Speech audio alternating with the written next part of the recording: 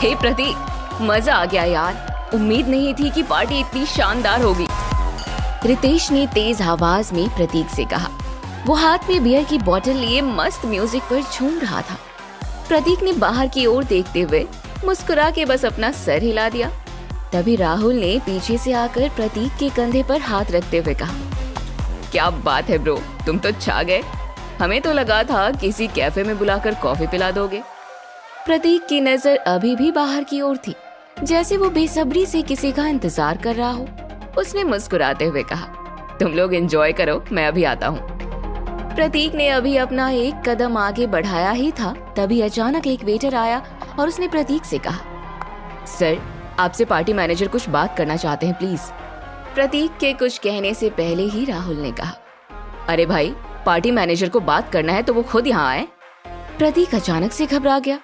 उसने वेटर से कहा, कोई नहीं, मैं आ रहा हूँ। राहुल के साथ में प्रतीक के सभी दोस्त अपनी मस्ती में मस्त एंजॉय करने लगे।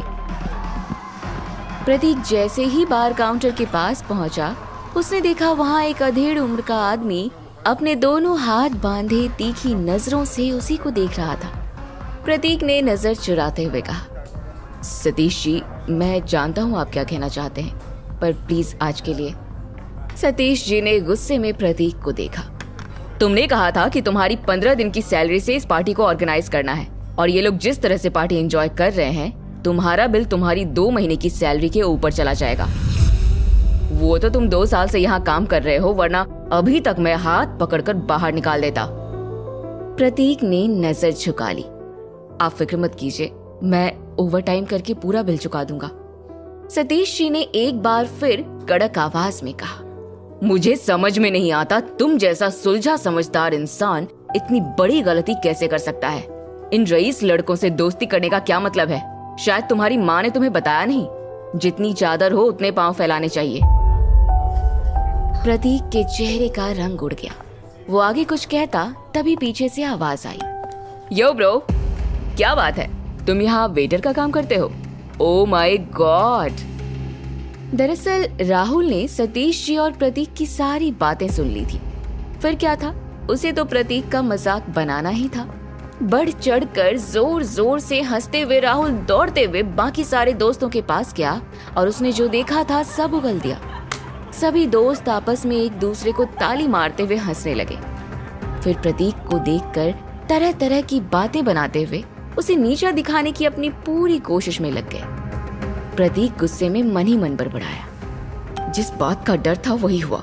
जिसके लिए इतना सब कुछ किया उसका कोई पता नहीं, और ऊपर से इन लोगों के सामने पोल खुल गई। अब पूरे कॉलेज में ये तमाशा कर देंगे। ये देखकर प्रतीक ने अपने हाथों की मुट्ठी कस ली और गुस्से से उन सब को देखते हुए तेज कदमों से बाहर की ओर चला गया। रात के लगभग 8 बज रहे थे। बार के बाहर खड़े होकर प्रतीक अपने आप को ही कोस रहा था। तभी अचानक एक ब्लैक रोल्स रॉयस कार बहुत तेजी से प्रतीक के सामने आकर रुकी। प्रतीक हैरानी से कार को देख ही रहा था, तभी कार से ड्राइवर बाहर निकला और वो प्रतीक के सामने आकर सर झुकाकर खड़ा हो गया। उसने प्रतीक से कहा, बाबा साहब आपसे बात करना चाहते हैं, सिर्फ 2 मिनट। कह दो अपने साहब से मेरे पास वक्त नहीं है। प्रतीक ने लगभग गुस्से में कहा। तभी अचानक ही एक और गाड़ी आकर रुकी। ब्लैक कपड़े पहने 3 नौजवान बॉडीगार्ड्स तेजी से निकलकर प्रतीक की ओर बढ़े। फिर उनमें से एक ने कहा, बाबा बड़े साहब आपसे बात करना चाहते हैं, प्लीज आप हमारे साथ कोऑपरेट कीजिए। प्रतीक ने अपनी अकड़ बराबर रखते हुए कहा, और कोऑपरेट नहीं किया तो क्या करोगे? मारोगे मुझे? जबरदस्ती करोगे मेरे साथ? तभी पीछे से एक गार्ड आगे बढ़ा और उसने प्रतीक के दोनों हाथ पकड़ते हुए कहा, माफ कीजिएगा बाबा, हम ऐसा नहीं करना चाहते थे। एक पंच राइट और दूसरा लेफ्ट, फिर एक किक स्ट्रेट। बस उतने में ही उन तीनों हट्टे कट्टे नौजवानों की दर्द भरी चीख सुनाई देने लगी। फिर अपने हाथ झटकते हुए खुद से कार में बैठते ही प्रतीक ने चीखते हुए कहा, ये क्या बदतमीजी है? एक भारी कठोर उम्रदराज आदमी की आवाज आई, माफ कीजिएगा, हमारे पास और कोई ऑप्शन नहीं था। आखिर आप चाहते क्या हैं? ये आवाज हरिवंश जी की थी, जिन्होंने ब्लैक रॉयल सूट पहना हुआ था। उनके चेहरे पर उदासी थी। वो प्रतीक को ऐसे देख रहे थे जैसे उससे कुछ मांगना चाहते हो, उसके आगे अपने दोनों हाथ फैलाना चाहते हो। ओबरॉय परिवार आपका बेसब्री से इंतजार कर रहा है। कब तक आप इस तरह एक मामूली से बार में वेटर की नौकरी करेंगे, जबकि आपका खुद का इतना बड़ा एम्पायर है जहां लाखों की तादाद में लोग काम करते हैं। प्रतीक के चेहरे पर एक बेरुखी थी। देखिए हरिवंश जी, इस तरह की बातें आप ना ही करें तो बेहतर होगा। और मैं कम से कम भीख तो नहीं मांग रहा, अपनी काबिलियत के हिसाब से नौकरी ढूंढ रहा हूँ। फिलहाल मेरे हाथ में जो है वो काम कर रहा हूँ। रही बात ओबरॉय परिवार में लौट जाने की, तो वो नामुमकिन है। हरिवंश जी ने रिक्वेस्ट की, लेकिन बाबा, आपके पिता पिछले साल भर से बेहद बीमार हैं, उन्हें आपकी जरूरत है। हरिवंश जी की बात सुनकर प्रतीक कुछ देर के लिए खामोश हो गया। फिर अचानक ही अपनी नजरें उठाकर तेज कड़क आवाज में उसने कहा, कौन पिता? मैं किसी को भी नहीं जानता। मेरे पिता उस दिन मेरे लिए मर गए थे जब उन्होंने। इतना कहते हुए प्रतीक खामोश हो गया। हरिवंश जी ने नजर झुकाते हुए कहा, वो उनकी एक बहुत बड़ी गलती थी। आप नहीं जानते उन्होंने आपको कितना ढूंढा और कितनी मिन्नतों के बाद इतने साल बाद आप लोग मिले हैं। मालकिन को देखने के लिए मालिक तरस रहे हैं। प्रतीक बाबा, अब वक्त आ गया है लौट आने का। प्लीज आप आ जाइए। कभी नहीं, बिल्कुल नहीं। ना उनका पैसा चाहिए ना औहदा, और प्यार की उम्मीद तो कब की खत्म हो गई। अगर कुछ रह गया है तो वो है नफरत। प्रतीक ने हरिवंश की आंखों में आंखें डालकर कहा और तेजी से कार से उतर गया। हरिवंश जी चाहकर भी कुछ नहीं कह पाए और वहीं प्रतीक तेज कदमों से आगे बढ़ गया। करीबन 1:30 बजे प्रतीक बार काउंटर पर कपड़ा मारते हुए अपने आप से ही बातें कर रहा था। इतना कुछ किया आज, पूरे महीने भर की सैलरी दांव पर लगा दी, लेकिन क्या, ख्वाब तो देखते ही टूट गया। और अब तो उसे पता भी चल जाएगा, इन्फिनिटी बार और कैफे में मैं वेटर की नौकरी करता हूँ। सब कुछ शुरू होने से पहले ही खत्म। तभी उसके कानों में एक लड़की की बेहद स्वीट और सॉफ्ट आवाज पड़ी, खत्म नहीं ध्रुव, ये नई शुरुआत है। ये आवाज सुनते ही प्रतीक एकदम पीछे मुड़ा। उसके हाथ में सफाई का कपड़ा था और सामने वो लड़की जिसके इंतजार में आज का उसका दिन कट गया था। प्रतीक ने हड़बड़ाते हुए कहा, पार्थी तुम यहाँ? पार्थी जिसकी खूबसूरती शब्दों में कोई क्या बता पाता। दूधिया रंग, समंदर सी गहरी हल्की नीली आंखें, परफेक्ट फिगर, लंबे काले बाल। वो मुस्कुराते हुए बोली, हाँ मैं यहाँ, तुम्ही ने तो बुलाया था। तुम लेट हो, पार्टी कब की खत्म हो चुकी है। फिलहाल मेरा काम यहाँ सफाई का है। प्रतीक ने नजर झुकाकर उदास होते हुए कहा। प्रतीक ने जब ये कहा तो उसकी हाथों की मुट्ठी कस गई थी।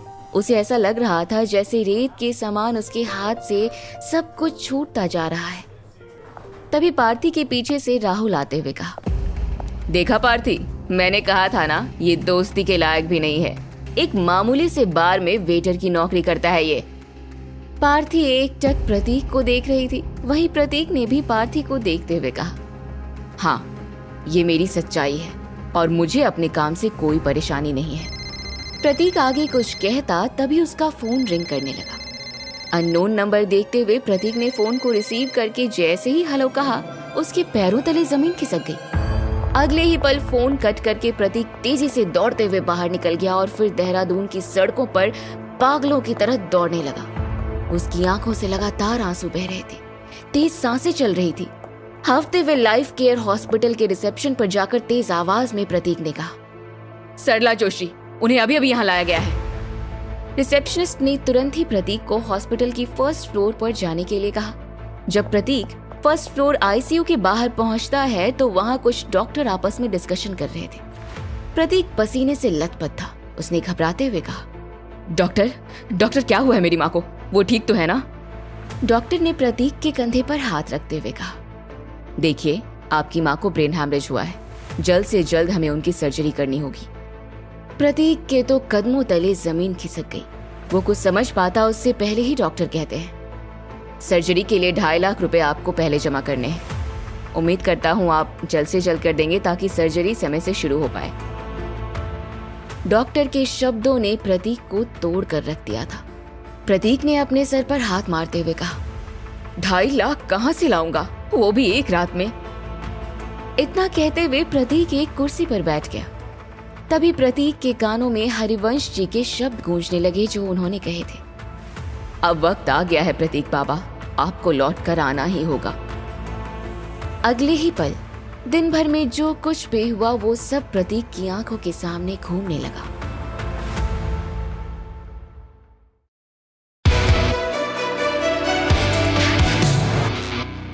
प्रतीक के पास ज्यादा वक्त नहीं था। वह किसी भी हाल में अपनी माँ की सर्जरी करवाना चाहता था, लेकिन 2.5 लाख रुपए उसके लिए एक बड़ी रकम थी। हरिवंश जी के शब्दों को याद करते हुए तुरंत ही प्रतीक को अपनी माँ सरला के कुछ शब्द याद आते हैं। जैसे सरला जी के शब्द उसके कानों में गूंज रहे थे। ध्रुव, जीवन में कभी भी अगर तुम्हें पैसों की जरूरत हो और कारण मैं हूँ, तो मेरे लिए अपने पिता के सामने कभी अपने हाथ मत फैलाना। तुम्हारी माँ मौत को स्वीकार करना पसंद करेगी, लेकिन तुम्हारे पिता के दिए गए 1 रुपए भी मुझे स्वीकार नहीं। सरला जी के शब्द प्रतीक के कान में बार बार गूंज रहे थे। किसी भी हाल में वो अपनी माँ को दुखी नहीं देख सकता था, वहीं वो अपनी माँ को मरते हुए भी तो नहीं छोड़ सकता था। प्रतीक अपने आप से बात करते हुए कहता है, ओह गॉड, ऐसी कश्मकश है, क्या करूं मैं। आईसीयू के दरवाजे पर एक छोटी सी ग्लास विंडो से सरला जी को देखते हुए प्रतीक ने कहा, माँ, तेरे बिना मेरा इस दुनिया में कोई नहीं है। मुझे नहीं पता मैं इतने पैसे कहां से लाऊंगा, लेकिन मेरा इंतजार करना। जब प्रतीक ये कह रहा था, उसकी आंखों से आंसू छलक गए। आंखें इतनी लाल हो गई थी जैसे आंखों में खून उतर आया हो। प्रतीक खुद ही अपनी आंखों के आंसू पोंछते हुए एक बार फिर सरला जी को देख कर कहा, बस यूं गया और यूं आया माँ, तू बस अपना ध्यान रखना। इतना कहते हुए प्रतीक तेज कदमों से हॉस्पिटल से ऐसे निकलता है जैसे कि सच में वो जानता है कि उसे कहाँ जाना है। उसकी आंखों में अब नमी नहीं थी, उसके चेहरे पर एक कॉन्फिडेंस था, जैसे वो एक जंग जीतने जा रहा है और जीत कर ही लौटेगा। अंधेरी काली रात में खाली सड़क पर प्रतीक तेज कदमों से चलते हुए एक बस्ती की ओर गया जहां हर तरफ अंधेरा ही है। मुश्किल से 1 या 2 स्ट्रीट लाइट थी, वो भी बंद चालू हो रही थी। एक खंडर पुरानी सी बिल्डिंग में जब प्रतीक के कदम रखते ही बिल्डिंग के एक कोने पर खड़ा हुआ लड़का प्रतीक को देखते ही दंग रह गया।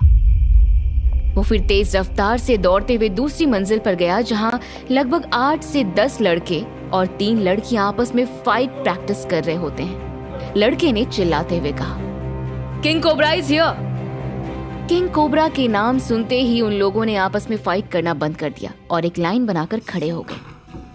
प्रतीक के सबके सामने पहुंचते ही सबने सिर झुकाकर एक साथ कहा, वेलकम किंग।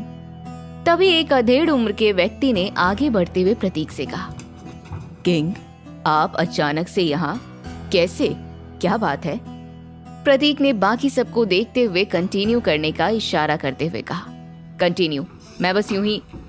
इतना कहकर प्रतीक ने अधेड़ उम्र के व्यक्ति की ओर देखते हुए कहा, केडी, माँ हॉस्पिटल में है, उनकी सर्जरी के लिए 2.5 लाख चाहिए। केडी यानी कि कृष्णा नंदन दास ने हैरान होते हुए कहा, क्या हुआ है माँ को और अचानक से ये सब? प्रतीक धीमी आवाज में कहा, माँ को ब्रेन हैमरेज हुआ है और कल उनकी सर्जरी के लिए 2.5 लाख रुपए चाहिए। केडी ने अपने हाथों की मुट्ठी कस ली और पास ही में एक पिलर पर जोर से हाथ मारते हुए कहा, मुझसे बहुत बड़ी गलती हो गई। ब्लैक कोबरा, तुमने मुझसे कहा था कि हमारे पास जो 10 लाख हैं वो बस्ती के दोनों कैंसर पेशेंट के इलाज में लगा दो, और मैंने अपने पास मौजूद जितना भी पैसा था सब उन दोनों के इलाज में लगा दिया। फिलहाल हमारी गैंग के पास अभी किसी भी तरह का कोई फंड नहीं है। प्रतीक की लाइफ का यह एक और सीक्रेट था जहां वो केडी के साथ मिलकर बस्ती के कुछ खास बच्चों को ट्रेन करता था। वो बच्चे दिन भर काम करते थे और रात में उस खंडर बिल्डिंग में आकर प्रैक्टिस करते थे, और फिर जरूरत पड़ने पर इलीगल तरीके से ही सही, लेकिन उनका गैंग जरूरतमंदों की मदद करता था। ये प्रतीक की दूसरी दुनिया थी जहां वो ब्लैक कोबरा के नाम से मशहूर था। तभी पीछे से कनक की आवाज आई, हम सबके पास कुछ पैसे हैं, आप चाहें तो हम आपकी मदद कर सकते हैं। इतना कहते ही कनक और ग्रुप के सारे मेंबर्स प्रतीक के सामने आकर खड़े हो गए। कनक ने प्रतीक की आंखों में आंखें डालकर कहा, हमारे पास लगभग 50,000 होंगे। प्रतीक ने एक नजर कनक को देखकर केडी से कहा, अगर जरूरत पड़ी तो मैं तुम्हें कॉल करूंगा। इतना कहकर प्रतीक तेज कदमों से वहां से जाने लगा। तभी पीछे से कनक चलते हुए आई और बोली, ब्लैक कोबरा रुक जाइए। देखिए, इतने सालों से आप रात में यहाँ आकर हमें प्रैक्टिस कराते हैं, हमारी मदद करते हैं। बदले में हमने आपको कभी कुछ नहीं दिया। अगर आज हम आपकी मदद कर पाए तो। प्रतीक ने एक नजर कनक को देखा, जो कि मात्र 16 साल की मासूम सी लड़की थी। उसके सर पर हाथ रखकर मुस्कुराते हुए फिर से तेज कदमों से वहां से चला गया। बस्ती से निकलने के बाद प्रतीक लगातार किसी को कॉल कर रहा था। दूसरी तरफ से कॉल रिसीव ना होने पर प्रतीक चिढ़ गया था। श्रीवास्तव जी, आप कॉल क्यों नहीं रिसीव कर रहे? उठ जाइए प्लीज, मुझे आपकी मदद की जरूरत है। इतना कहते हुए प्रतीक ने एक बार फिर से श्रीवास्तव जी को कॉल किया। कुछ देर रिंग जाने के बाद नींद से भरी हुई एक आवाज आई, उल्लू की तरह रात भर खुद तो जागते ही हो और दूसरों को भी सोने नहीं देते, बात क्या है आखिर? प्रतीक ने एकदम से कहा, मुझे 2.5 लाख रुपए चाहिए। श्रीवास्तव जी एकदम से बिस्तर पर उठकर बैठ गए। अरे क्या पागल हो गए हो तुम? 2.5 लाख रुपए? अब कौन सी पार्टी करनी है तुम्हें? मेरी माँ हॉस्पिटल में एडमिट है, मुझे उनकी सर्जरी करानी है, प्लीज मेरी मदद कर दीजिए। अगले 8 दिन में मैं आपको आपका पैसा लौटा दूंगा। श्रीवास्तव जी बिल्कुल खामोश हो गए थे। उनके पास कहने के लिए कोई शब्द नहीं था। प्रतीक उनकी खामोशी का मतलब समझ पा रहा था, इसलिए उसने एक बार फिर कहा, प्लीज मेरी मदद कीजिए, मैं जल्द से जल्द 8 दिन में आपको ये पैसा लौटा दूंगा। श्रीवास्तव जी ने चिढ़ते हुए कहा, महीने की 15,000 सैलरी देता हूँ तुझे, 8 दिन में 2.5 लाख रुपए कहाँ से लौटाएगा? प्रतीक अपनी सीक्रेट लाइफ के बारे में किसी को नहीं बता सकता था। वो जानता था कि उसकी गैंग अगले 8 दिन में 2.5 लाख रुपए आसानी से अर्न कर सकती है। पिछले 3 महीने में उन लोगों ने 10 लाख रुपए बस्ती के 2 लोगों की मदद करने के लिए इकट्ठा किए थे। हालांकि प्रतीक की गैंग अंडरकवर गैंग थी। वो लोग किसी भी तरह का गलत काम नहीं करते थे। वो लोग गैर कानूनी हो रहे काम को रोककर उन लोगों से पैसा वसूल करते हुए गरीब लोगों की मदद करते थे। अंडरवर्ल्ड की दुनिया में प्रतीक ब्लैक कोबरा के नाम से जाना जाता था, जहां उसने अपनी असली पहचान छुपा रखी थी। औरों की मदद करने वाला प्रतीक आज खुद अपनी मदद नहीं कर पा रहा था। वहीं श्रीवास्तव जी ने कॉल कट करके फोन स्विच ऑफ कर दिया। लगभग सुबह के 5:30 बज चुके थे। हल्का हल्का उजाला होने लगा। प्रतीक की आंखें बिल्कुल लाल थी। कुछ नींद, कुछ थकान और कुछ फिक्र। पिछली रात लगभग 10 से 12 किलोमीटर वह पैदल चला था। अपनी माँ को खो देने के डर ने उसे झंझोड़ कर रख दिया था। अभी प्रतीक अपने फोन की कॉन्टैक्ट लिस्ट में स्क्रॉल कर ही रहा था कि तभी अचानक से एक अननोन नंबर से उसे कॉल आता है। प्रतीक तुरंत कॉल रिसीव करते हुए कहा, हेलो। दूसरी तरफ से आवाज आई, हेलो, मैं लाइफ केयर हॉस्पिटल से बात कर रही हूँ। क्या आप सरला जी की बेटी प्रतीक हैं? लाइफ केयर हॉस्पिटल का नाम सुनते ही प्रतीक हैरानी से कहा, हाँ जी, मैं प्रतीक बात कर रहा हूँ, बताइए क्या बात है? अगले आधे घंटे में हम सरला जी को सर्जरी के लिए ले जा रहे हैं, प्लीज आप जल्दी आ जाइए। व्हाट? लेकिन पैसे का इंतजाम? प्रतीक ने अभी इतना ही कहा था। प्रतीक को बीच में रोकते हुए कॉल की दूसरी तरफ से आवाज आई, पैसों का इंतजाम हो चुका है, यहाँ अमाउंट डिपॉजिट कर दिया गया है, आप बस जल्द से जल्द आ जाइए। प्रतीक हैरान होते हुए कहा, लेकिन सर्जरी तो 12 बजे थी ना? देखिए, सर्जरी 12 बजे थी, लेकिन आपकी माँ की कंडीशन क्रिटिकल है। सरला जी को अभी ऑपरेट करना होगा। आपके पास समय कम है, आपको फॉर्म पर साइन करना है। जब तक आप सिग्नेचर नहीं करेंगे, ऑपरेशन के लिए हम सरला जी को नहीं ले जा पाएंगे। प्लीज जल्दी आ जाइए। प्रतीक ने तुरंत ही कॉल कट किया और बिजली की रफ्तार से दौड़ना शुरू कर दिया। वह इतना तेज दौड़ रहा था जैसे उसके अंदर एक अलग ही एनर्जी आ गई हो, और कुछ ही वक्त में वो लाइफ केयर हॉस्पिटल की 1st फ्लोर पर था। बिना कुछ सोचे समझे उस वक्त उसने तुरंत ही फॉर्म पर साइन कर दिया। फिर सरला जी को ऑपरेशन के लिए ले जाया गया। एक तरफ सरला जी का ऑपरेशन चल रहा था, वहीं दूसरी तरफ प्रतीक के दिमाग में तूफान। प्रतीक ने अपने आप से बात करते हुए कहा, आखिर कौन हो सकता है? किसने हॉस्पिटल में पैसा डिपॉजिट किया? कहीं ओबराय परिवार तो नहीं? ओह नो, अगर ये पैसा उनकी तरफ से आया है तो मैं माँ को क्या जवाब दूंगा? माँ तो जीते जी मर जाएंगी। नहीं। इतना कहते हुए प्रतीक ने अपने हाथों की मुट्ठी कस ली। प्रतीक के मन में ख्याल आते रहे और वो खुद से बात करता रहा, पर उन्हें कैसे पता? और वो लोग इस तरह से बिना बताए मदद करें, ऐसी उनकी नीयत नहीं। जरूर ये कोई और है, पर कोई और मेरी मदद क्यों करेगा?